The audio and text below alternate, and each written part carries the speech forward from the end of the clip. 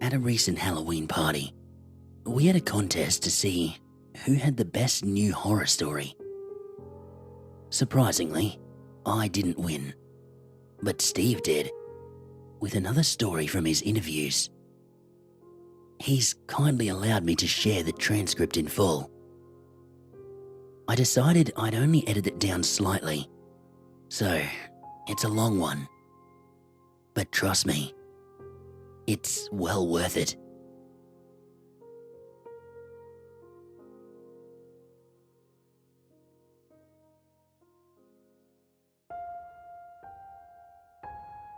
Thank you for agreeing to this, Sarah.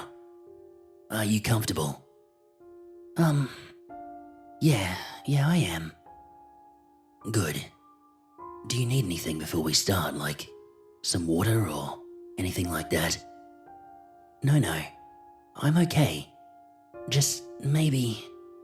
Do you have any more tissues? Sure, just let me grab them. Here you go.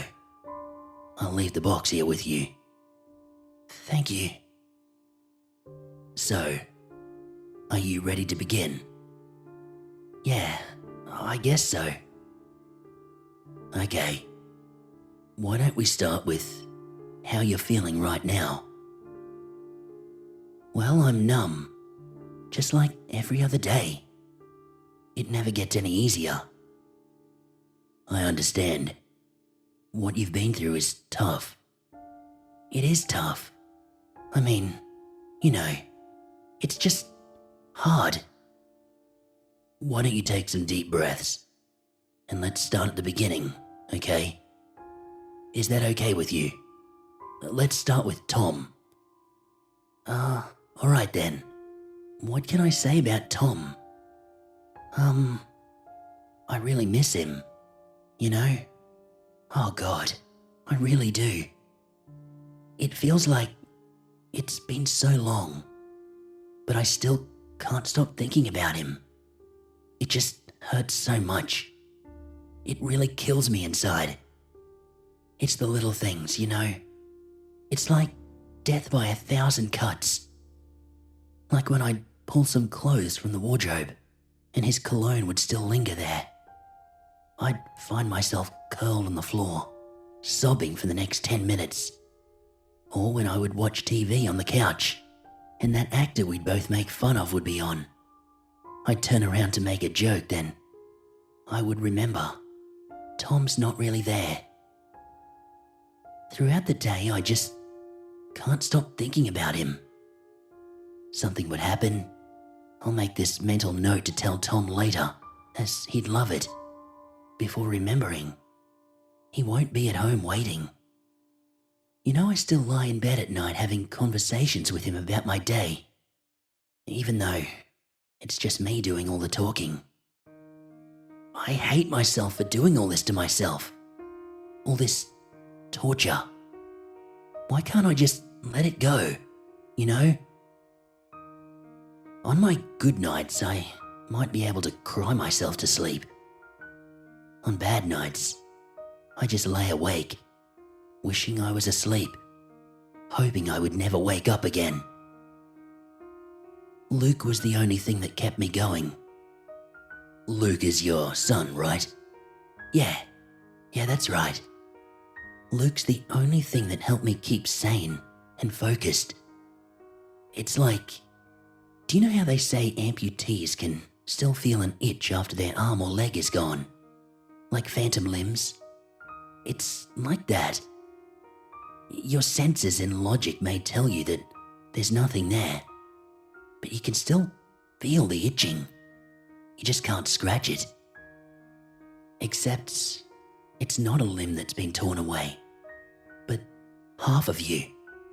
The part that used to make you feel whole. Where once you felt this completeness, then you're just left with this overwhelming, aching emptiness, nothingness instead. There's nothing there, but you can still sense something, and it frustrates the hell out of you that you can't just ignore it, or reach out and grab it either. Do you know what I'm trying to say? I still feel Tom around, even though I know he's not there. Yeah, I hear you. How long were you married to Tom? We were married for 11 years, though we knew each other for much longer. Almost 19 years. But we didn't start dating until maybe 3 years after that. We found out he had cancer about 6 years after getting married. That was about a year after we had Luke. He hadn't been feeling well, but he had been putting off seeing a doctor.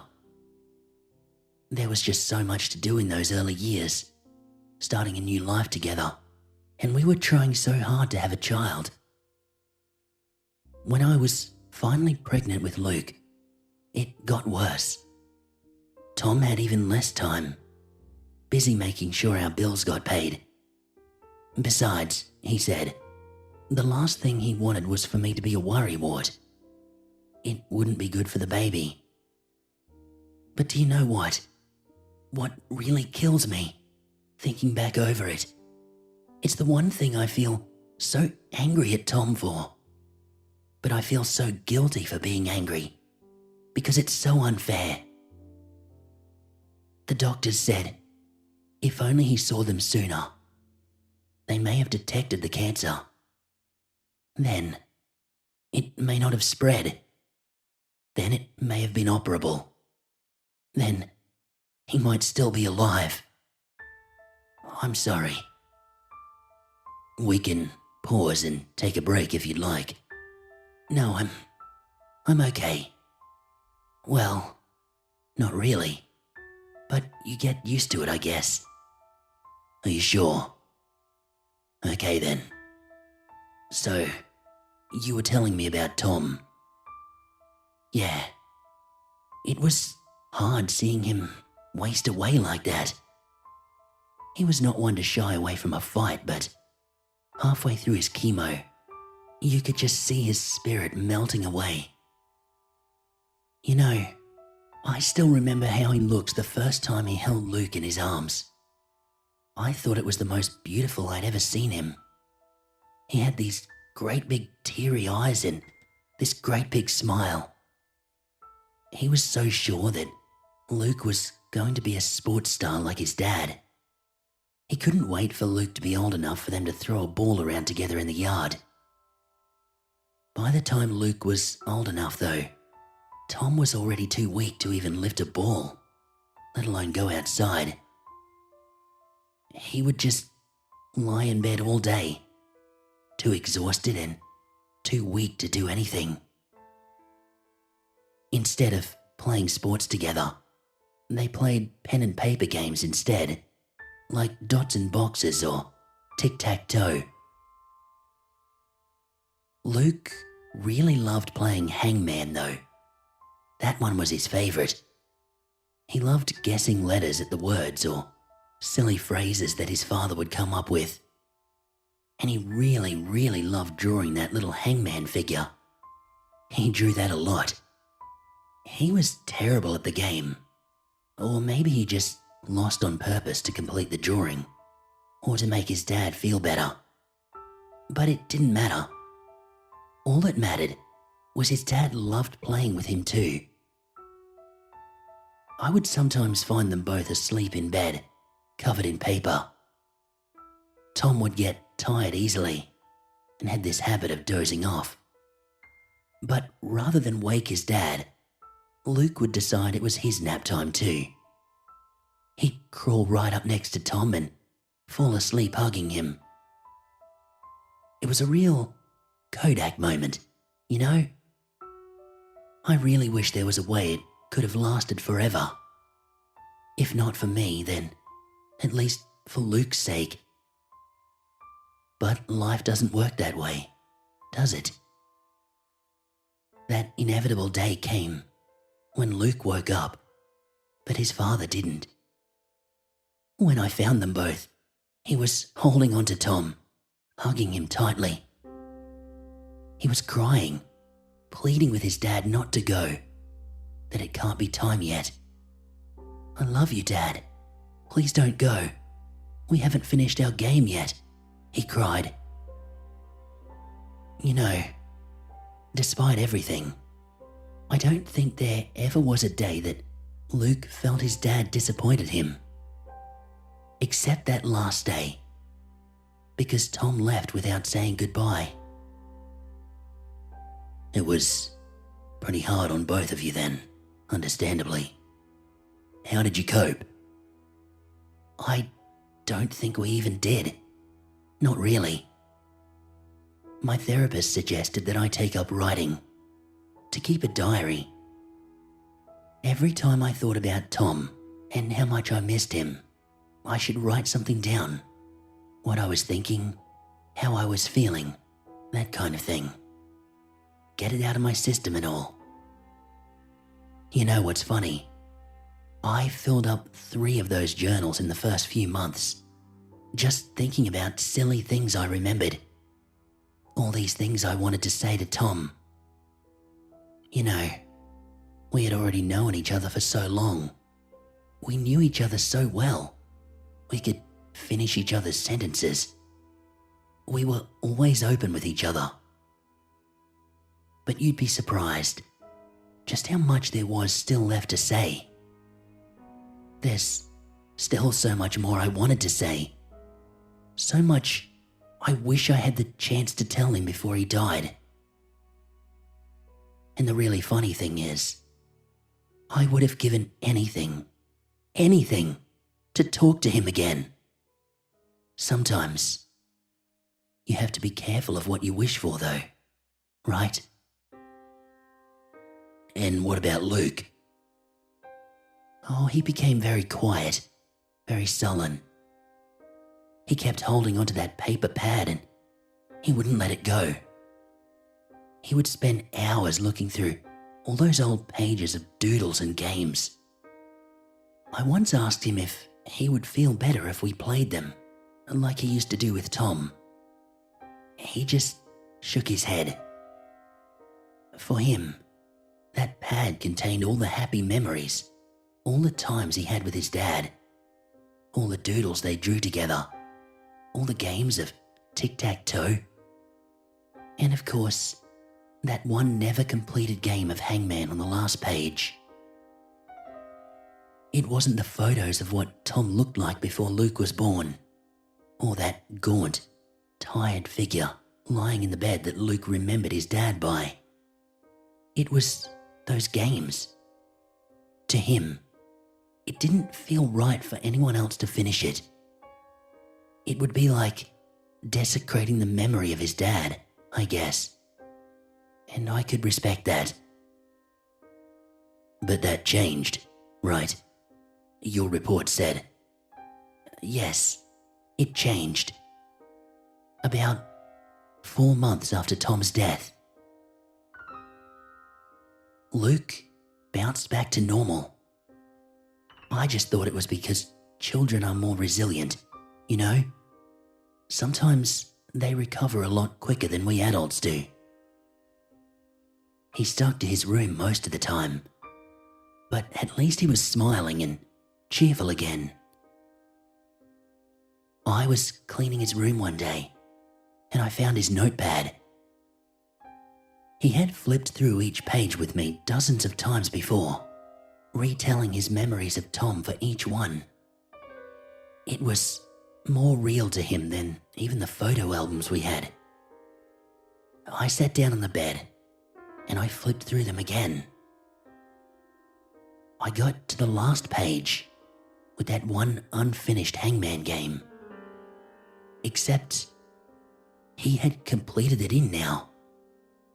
And it wasn't the last game anymore. There were dozens of pages filled with new games of hangman. I really wasn't sure what to make of it. When Luke got home from school, I asked him about it. He was a bit defensive, a bit scared, and a whole lot of evasive about it. But he eventually said that he would tell me if I promised not to get mad or punish him. So, what was going on. His best friend at school had seen how sad Luke was about the death of his father. He had given Luke a present one day to cheer him up. Oh God, it was this Ouija board. He'd stolen it from his sister. He told Luke it was for speaking with the dead, so now he could talk with his dad again. He was told not to tell anyone, so they wouldn't get in trouble. Luke told me that he'd been using it to talk with his dad, and they've been playing hangman ever since. How did you react to that? I didn't know what to think at first. I was, of course, skeptical, shocked, horrified, all at once. Part of my mind was flashing warning lights, saying it's dangerous to be playing with spiritual forces we don't understand. Another part was saying it's complete horseshit. But all that noise was drowned out by the only question I really cared about. Did it really work? I was desperate. I wanted to talk to Tom again so badly. I would have given anything for that chance, even if I did end up looking a bit foolish. It was a price I'd gladly pay 1,000 times over, if it worked. So, after Luke had gone to sleep, I took out that Ouija board and I set it on the dining table. It seemed like such an innocent thing, you know, just this faded white board with a fold right down the middle. It had 2 rows of letters from A to Z at the top, and then a row of numbers from 0 to 9 at the bottom. The top corners had the words yes and no. The bottom corners said hello and goodbye. You've seen one before and know how it works, right? It also came with that glass ring thing. It was just slightly larger than the letters on the board. So I placed my finger on it and I waited. Nothing happened. I pushed the ring around a bit with my finger. It glided smoothly on the board in whichever direction I pushed it. I sat there staring at the board for several minutes, feeling very stupid. Why would I even think this would work? What was I thinking? Eventually, I decided to try again, just in case. You never know, right? So I touched the ring again, very gently this time, with as little pressure as possible. I whispered, "Are you there, Tom? Please, let me know if you're there." But nothing. Then, out of nowhere, the ring started to move. Slowly at first, then faster. It moved to the hello in the bottom corner. I gasped and I let go of the ring. I must have just sat there and stared at that thing for what seemed like an hour, as if it was possessed. Well, I guess it was, kind of. I placed my finger on it again and I asked, "Is that you, Tom?" The ring edged up to the yes in the far corner. "Okay, then tell me, what's my favorite color?" Without hesitating, the ring went to T, then slid to the next letter, U, then doubled back to R, stopping briefly, before continuing to Q. I remember my heart was beating so quickly at that moment. I could feel my finger pulsing with the blood pumping hard through my veins as it kept a hold on that ring. It was making such small movements. Was it really moving? Guiding guiding my finger to each letter? Or was it my subconscious moving the ring? Either way, it didn't need to finish spelling turquoise for me to know it had the right answer. So I asked another question, a harder one that only Tom and I would know. Where did I get the scar at the back of my head? The scar was hidden under my hair. No one except Tom even knew about the accident that created it. V-E-N-I-C-E.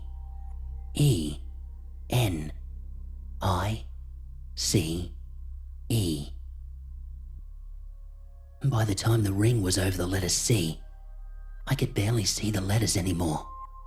My eyes were so wet with tears. The impossible was happening.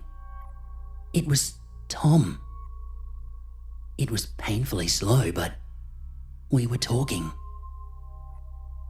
I told him I loved him and missed him so much that not a moment went by that I was not thinking of him.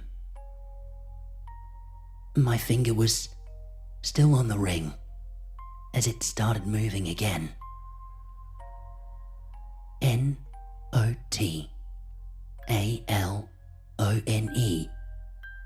Not alone.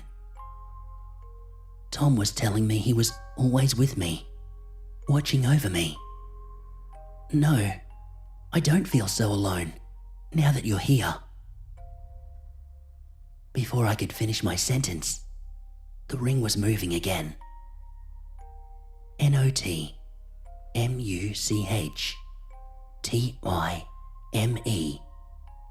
Not much time. I blinked. What did he mean? Was he trying to say that we didn't have enough time together before he died, or that he doesn't have much time now before he needs to go again? No, you left us too soon. Luke misses you too, I said. L-O-O-K-A-F-T-E-R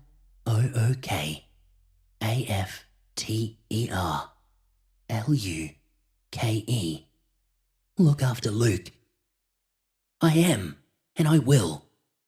It's been so hard without you here, you know. Or are you saying you've been looking after him? Because he says you've been playing hangman with him. I waited for a response, but the ring didn't move.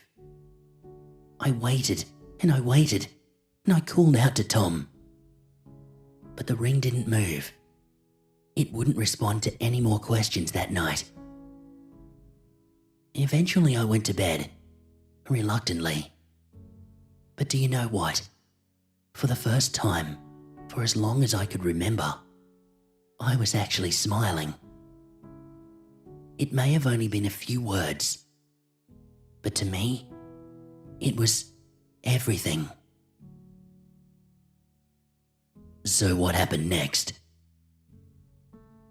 Well, at first, I forbade Luke from using the board again, out of fear. I've never seen him so angry with me, bawling, refusing to leave his room. Nothing worked on him. Threats, punishments, promises, treats, they all fell on deaf ears. He became sullen and withdrawn again, even worse than before. My greatest fear was that I would lose him too, and I could feel I was making that happen. And for what purpose? He had played with it for weeks before I even knew about it, and was so much happier chatting with Tom. So I relented, a little. I let him play with the board for a couple of hours after school and before dinner. Besides, it was hypocritical of me not to let him when I was using it too. So did you try to contact Tom again? Of course I did. Every day I could. It was my obsession.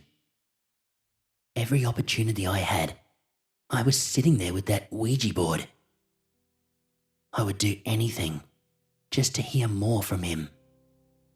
And he did get in contact, several times over the weeks. I'd be sitting by myself with the board set up and my finger on the ring, like I did every night. I'd keep on whispering, "Are you there?" every few minutes, until the ring finally began to move again. IMALWAYSHERE.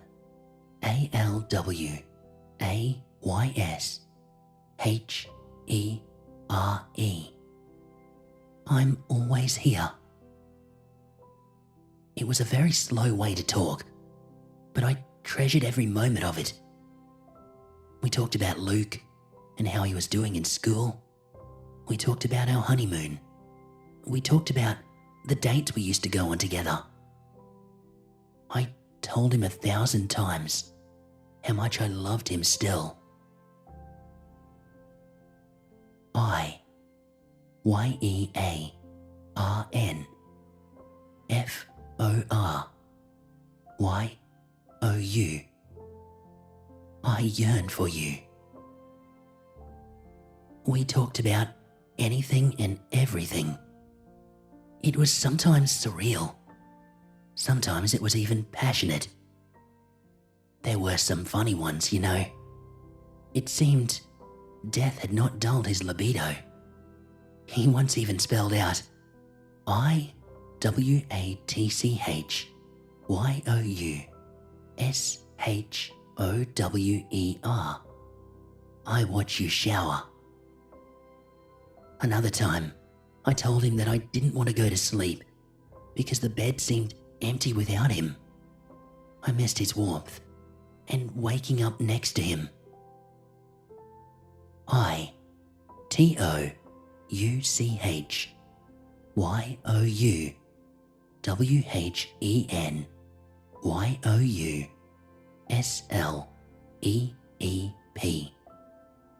I touch you when you sleep.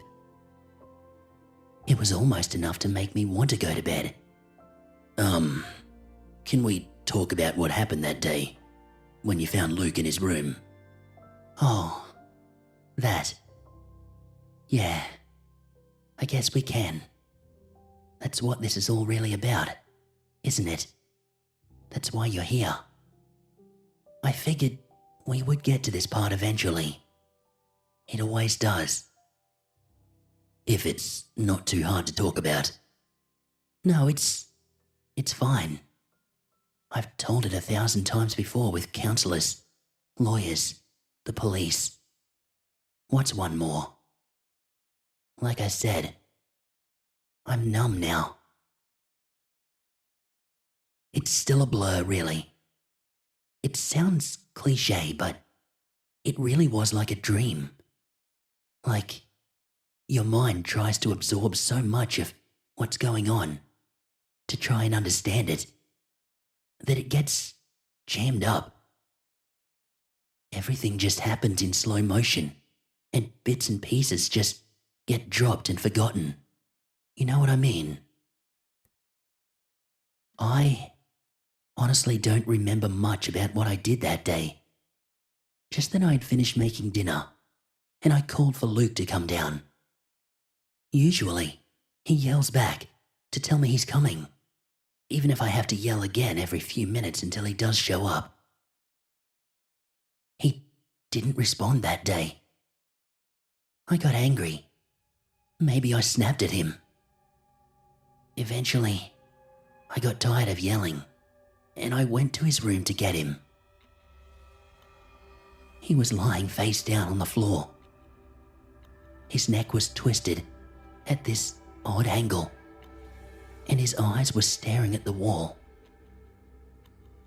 Near one hand was his pad and pen, and that damned cursed Ouija board near the other. I screamed out his name, and I rushed over to him. I held him in my arms. He wasn't breathing at all. His head rolled on his shoulder. His neck was bruised, purple, and it was snapped. I was holding him tightly, panicking, trying to get him to breathe again. I just kept crying his name over and over, hoping he could hear me. I just held him in my arms. My baby. My poor precious baby. His limp, lifeless body. What had happened to him? I was hugging him tight and kissing him. I refused to let him go. Not after losing Tom. I couldn't lose Luke too. I was rocking back and forth with my boy in my arms.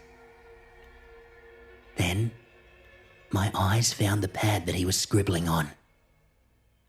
He had been playing hangman again. I glanced at the words. "I warned you," said the one at the top. "You were never alone," said another. "I read your diary," further down the page. I had a sickening realization that it may not have just been Tom that I had been speaking to. I am the hangman. At least, not after that first night. A sharp chill began stabbing at my heart. Now, you are too late. The last game at the bottom. A completed drawing of the hangman figure, scrawled beside it. I screamed. I screamed until my chest burst, and there was nothing left inside me. It's the last thing I remember. Inside, I'm still screaming, you know. I don't think it will ever end.